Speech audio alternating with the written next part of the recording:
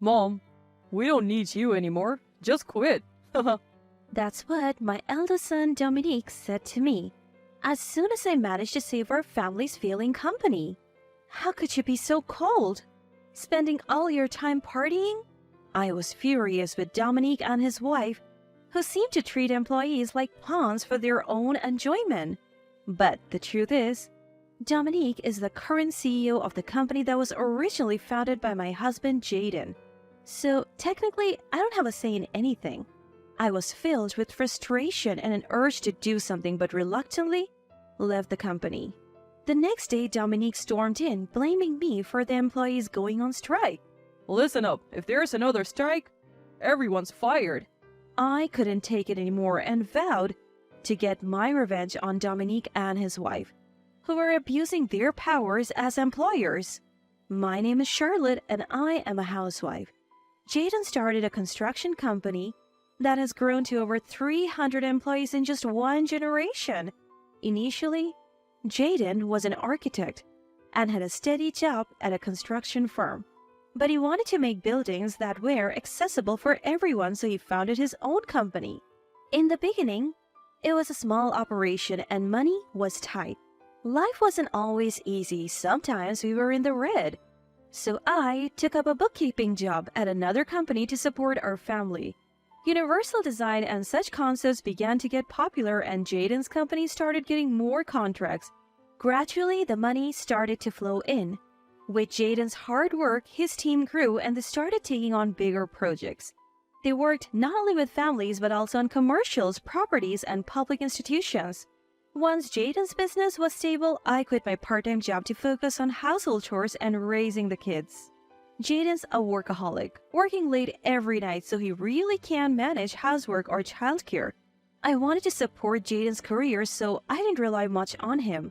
I never had complaints. Jaden made time for the kids and me. I felt he cared. Jaden had a comfortable income and a happy family, seemingly living the dream. But there was one issue nagging at him. It was about his eldest son, Dominique. Dominique had always been a strong-willed kid, competitive but straightforward. Back in middle school, he led his baseball team as a captain, even guiding them to a state championship. Jaden couldn't have been prouder. However, everything changed when Dominique failed the entrance exam for a prestigious private high school. He ended up attending a public high school and his focus shifted entirely to hanging out. He stopped studying altogether. While he was never the type to ace every test, he used to score at least around 60%, but now he's failing every subject. And to make matters worse, the school has contacted Jaden multiple times about Dominique's poor attitude in class. Dominique, if you don't study, you won't get into college. I warned. Mind your own business. I'm saying this for your own good. Nobody asked for your opinion. Shut up, Hag. Dominique would either lock himself in his room or storm out whenever corrected. His appearance changed, he dyed his hair, got piercings. Even Jaden couldn't get through to him. We thought it was just teenage rebellion and hoped he would grow out of it, but nothing changed even when he was about to graduate high school. He barely made it to a private college, where he continued his bad habits. Dominique started crashing at friends' places and we were beside ourselves with worry. Then, when job hunting season rolled around, Dominique said he wanted to work for Jaden. I want to help out, Dad. Someday, I'll take over. You haven't studied management or architecture, Jaden replied. I'll learn as I work. Dominique insisted. Jaden and I were surprised at his sudden seriousness. We never knew he had considered the future of Jaden's company. We were happy to see him showing interest in the family business. In the end, Jaden decided to let Dominique join. He planned to start Dominique in sales and eventually teach him management. 2 years later, Dominique married Camilla, his longtime college girlfriend. We felt relieved to see Dominique settled and gainfully employed. It must have been just a phase after all. I always thought a little rebellion was a natural part of growing up. But 15 years later, my world turned upside down. Jaden suddenly passed away. The cause was a subarachnoid hemorrhage. Even though we rushed him to the hospital, it was too late. I couldn't stop crying. I was in shock.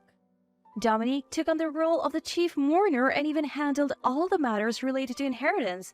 I don't know what I would have done without Dominique. At Jaden's funeral, many employees gathered, and those who had been with us for years expressed their condolences. Thanks to their support, I somehow came to terms with Jaden's passing. After the funeral, Dominique talked about wanting to take over the family business.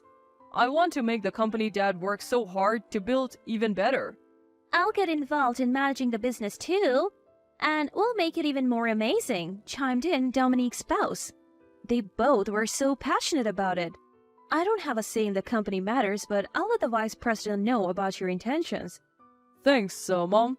Anthony, the vice president, had been with Jaden since the company's inception. We were acquainted, of course, and he was like a wartime buddy to Jaden through the tough times. I reached out to Anthony to tell him that Dominique wanted to take over the company. After some thought, Anthony agreed to make Dominique the new CEO. I was genuinely moved. Dominique, who had once been so irresponsible, had truly grown, and I was so happy about it. But reality had a different plan. The moment Dominique became president, he appointed Camilla as vice president. Anthony, who had supported the company for many years, was relegated to an assistant role. I couldn't believe it and called Dominique immediately. What's the idea of making Camilla the vice president? We decided we were running the company together. It's only natural, right? But Camilla has never worked before. Is she really cut out for this? Don't worry about it. Anyway, I gotta go. I'm busy. He hung up on me. I had a bad feeling about this. Sure enough, problems started cropping up in the company. Dominique changed the salary system to a commission-based one. It's not that commission-based is inherently bad, but the rate was absurdly low. If you don't produce enough results, we can't pay you. Dominique said with a laugh. No matter how hard they worked, everyone's salary plummeted. Some people even started to prioritize quantity over quality, leading to endless complaints. It's gotten so bad that people are talking about quitting. Word got around in the industry and we started losing clients. My son and his wife came to me, desperate for help. Mom, please help us out. I don't have a say in the business, you know. But Mom, you have always been well respected at work. People listen to you. We're on the verge of going bankrupt, please. Charlotte, I'm begging you too. They clasped my hands tightly, pleading. I couldn't let the valuable company Jaden built go under. I gripped their hands back, making up my mind. All right, I'll do what I can. Thank you, Mom. Thank you so much. The next day, I started the company by first checking the books. Being qualified in accounting and having worked in the finance department, I thought I could at least help there. What I saw was worse than I had imagined. What is this? Are we not using cheap, substandard materials? These materials lack durability. Yes, but the boss insisted on cutting material costs. Why cut material costs to half or less and still reduce the salaries? Salaries have dropped to about 2/3. Since Jaden was CEO, the only paychecks getting fatter are those of Dominique, the current CEO, and Camilla, the vice president.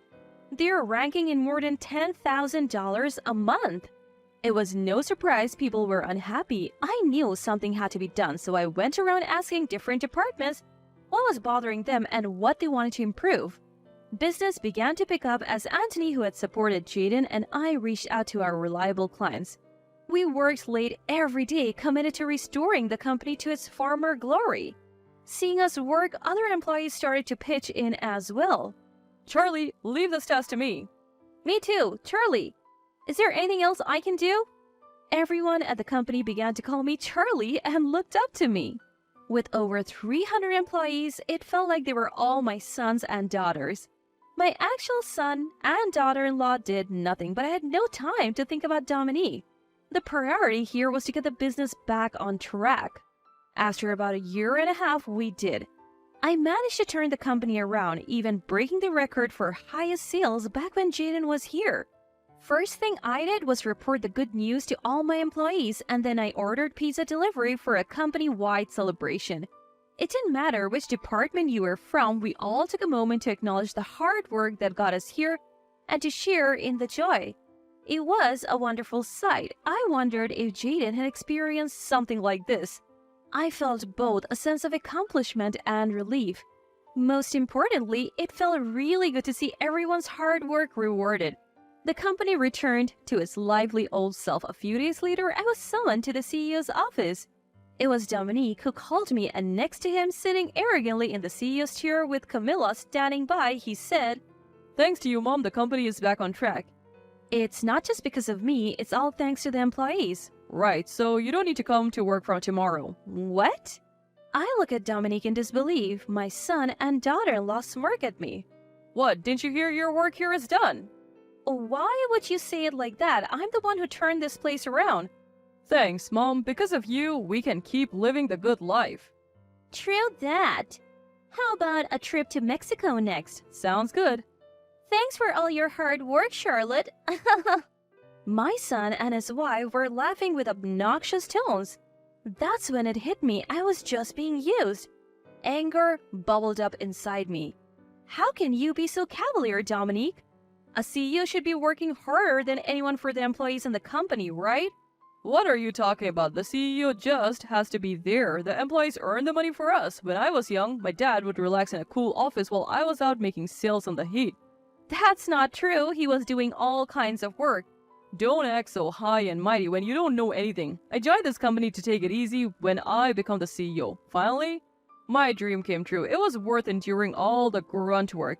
I was in shock. I thought Dominique had joined the company to honor the legacy Jaden built. I was totally wrong. Dominique was only ever interested in the CEO chair. I was speechless, feeling betrayed by Dominique. Seeing me frozen, my son and his wife snickered cruelly. We don't need you anymore. Your salary is a waste. Just quit already. All right. Devastated, I left the office and returned home. I was filled with loneliness, but I wasn't originally an employee, so I just told myself I would return to life as it was 18 months ago. The company was stable again, and I had fulfilled my role. Then, the next morning, since I didn't have to work, I was leisurely sipping coffee when my son and his wife burst in shouting, What the heck are you doing, hag? What are you talking about? Nobody showed up at the company today. What? No one? I stood up in disbelief. Dominique, his face red with rage, yelled, I can't reach anyone. This must be your doing. That's right. Are you trying to get back at your son? Camilla was also making a scene, but I had no idea what they were talking about. Hold on, I really don't know anything. I quickly checked my phone and saw many messages. The first one was from Anthony. I heard you were forced to quit. You're the reason the company recovered. If you're quitting, then I won't continue working either. I'm planning to strike tomorrow. I have also informed the other employees that you were unfairly made to leave. Several employees sent messages saying they would quit if I did too. I showed these messages to my son and daughter-in-law. Don't you think this is all you're doing? What's going on here? They're angry because you unfairly fired me. They are such kind-hearted people. How dare they? I'll fire them all. I sighed at Dominique's response.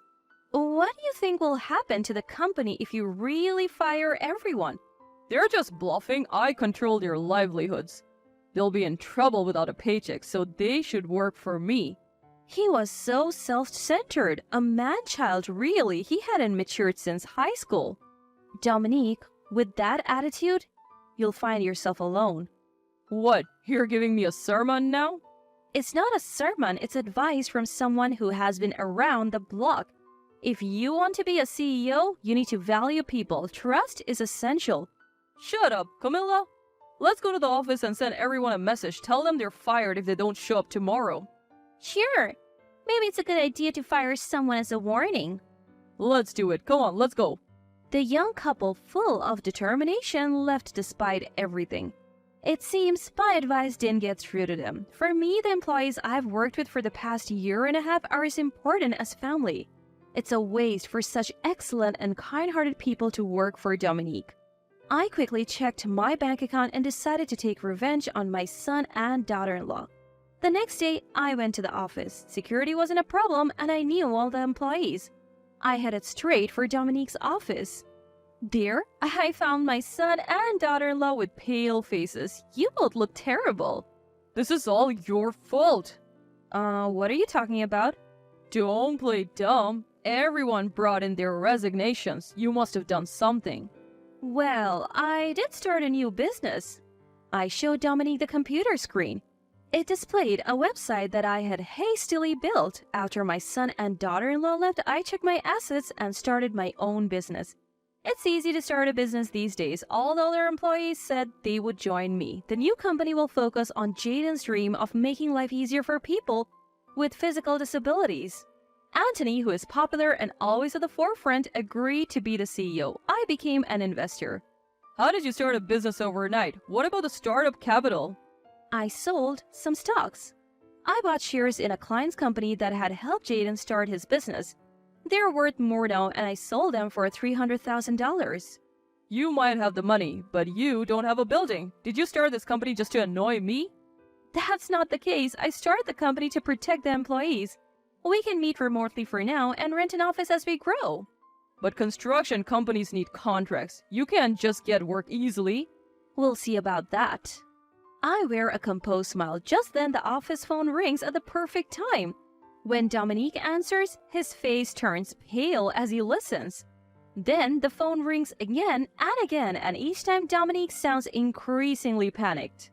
Wait, what? Why are you suddenly canceling the contract? It was a message from clients who had been doing business with us, saying they were canceling their orders. Frustrated, Dominique slams the phone down and glares at me. Was this you? Yes, it was.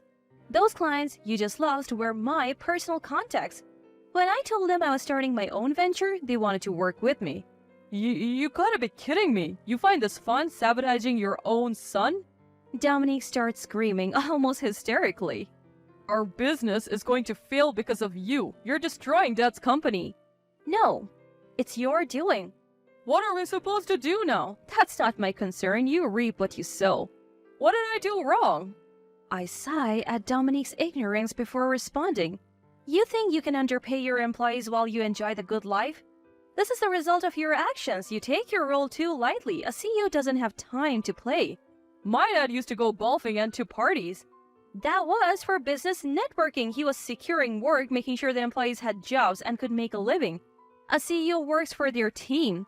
Dominique makes a bitter face. I didn't reapproach you for being jobless for the last 1.5 years because you're my son. I hoped you would change your ways if we all worked hard, but I was wrong. Dominique and his wife looked down. It's too late for regrets now. The moment the business got back on track, you wanted to enjoy the fruits alone? You need to start from scratch, work hard, and struggle. How can I turn the company around now? There are no employees left. Then you better start looking for people willing to work for you. How can I even ever to pay them? Work for the startup funds you need. That's impossible, especially now. Then give up. Don't say that. Dominique reaches out and grabs my hand as if pleading, but I shake it off. I've decided not to indulge Dominique anymore. Maybe all this happened because I spoiled him. I am resolved. Hire me. I promise to work hard. I refuse. I have no intention of hiring someone as unskilled as you. That's harsh. Charlotte, please wait. Don't abandon us. Ignoring the desperate pleas of my son and his wife, I left the CEO's office. Dominique's company eventually went bankrupt, leaving him burdened with massive debts.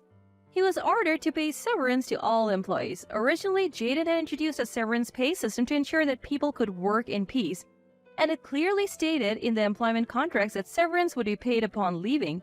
So they had to sell the office building and their house to cover the hefty severance payout, and still, it wasn't enough. Dominique had to file for personal bankruptcy.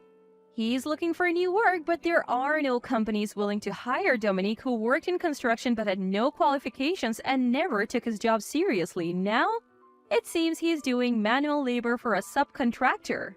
Camilla can't afford a divorce, so she's working multiple part-time jobs to make ends meet. Meanwhile, our company is thriving. Sales are rising, and within 6 months we were able to set up an office. I'm not directly involved in the day-to-day operations, but I do receive regular updates. Thank you, Charlie. We have the life we do now. We can't thank you enough. No. This is thanks to everyone. Speaking of which, Christmas is around the corner. How about a company trip? Really? Seeing my employees so excited naturally brings a smile to my face. I vowed, to continue cherishing this family-like team in the years to come.